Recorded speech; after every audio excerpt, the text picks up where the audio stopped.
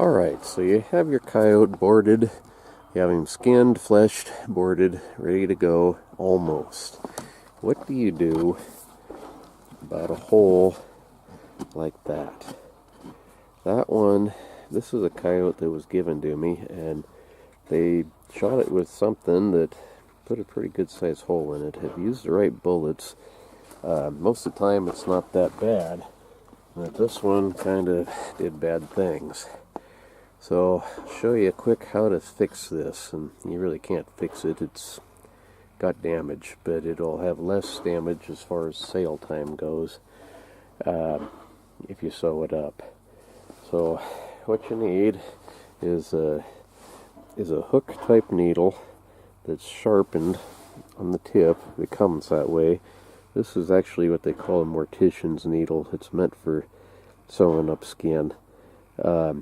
Dental floss, or I'm using what's called artificial sinew. It's basically the same thing as dental floss. So you don't want to go in from this side because you'll pull hair with it through the hole. You want to go in from the skin side only. On my boarding video, I did this with a smaller hole, but this one's pretty massive. It's going to need to be washed up. There's some blood and some fat that's in on the skin, or on the hair, I mean. But I don't really like to wash coyotes if I can help it, because I don't have a fur shed and I have nowhere to dry them. They end up spoiling on me if I'm not careful and get them dry enough. But you go in only from the skin side, on both sides, like so. Keep your stitches fairly close together. Come out with the tip as close to the edge as you can. And pull it on through, and this will snug it right up together. It's the same stitch that they use on baseballs. If you look at the way a baseball's put together, there is no real seam to it. It's just smooth.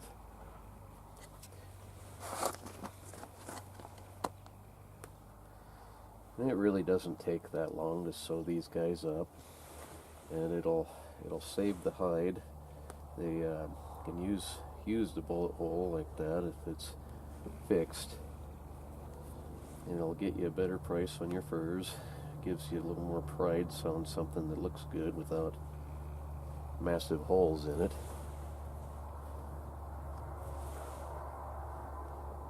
What I'll do when I turn this fur side out again later on after it dries, I'll take a bucket of cold water and a washcloth and scrub the hair, maybe a little bit of dish soap or Downy or something like that, and get that blood out of there as best I can. Then I have less risk of it spoiling on me, and it'll still be cleaned up and look a lot better.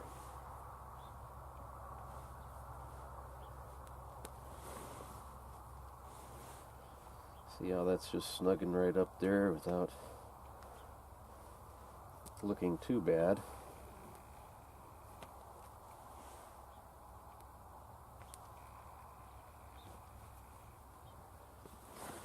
And it doesn't take very long. If it's a real tattered, irregular hole, or there's pieces missing, you might have trouble. A lot of times if it's tattered, you can trim it off. You can't trim off a lot, otherwise it doesn't close up right. But if you trim off some, get rid of the most jagged pieces, you can usually make it look okay.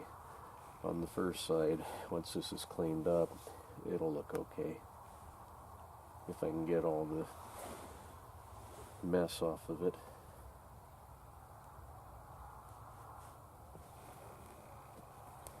Let's see, that thing's already looking a whole lot better than it did.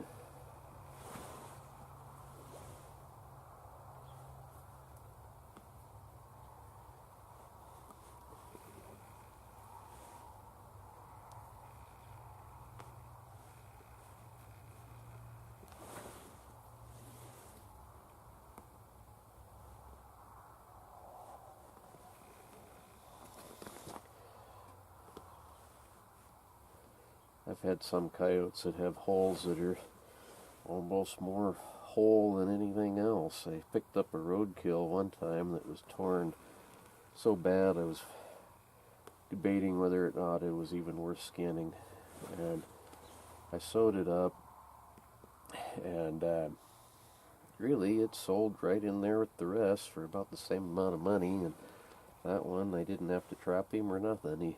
He'd actually got hit by the snowplow and was stuck into the side of the snowbank, and frozen when I found him. I didn't realize how bad he was torn. Otherwise I probably wouldn't have picked him up. But since I did, and he was home and everything else, I went ahead and saved it, and it turned out just fine.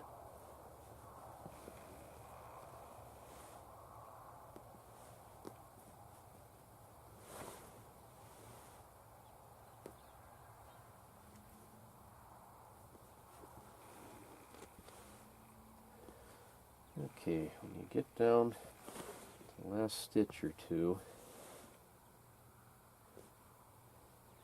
let's see.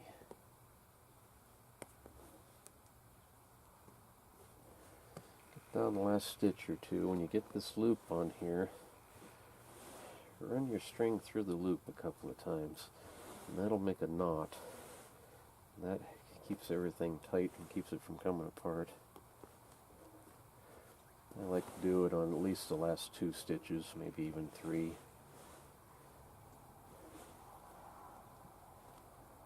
There we go. And that's all there is to it. I'll cut off the extra here, and that big old nasty wound is fixed. At least good enough for the sale. Thank you very much for watching, and have a good day.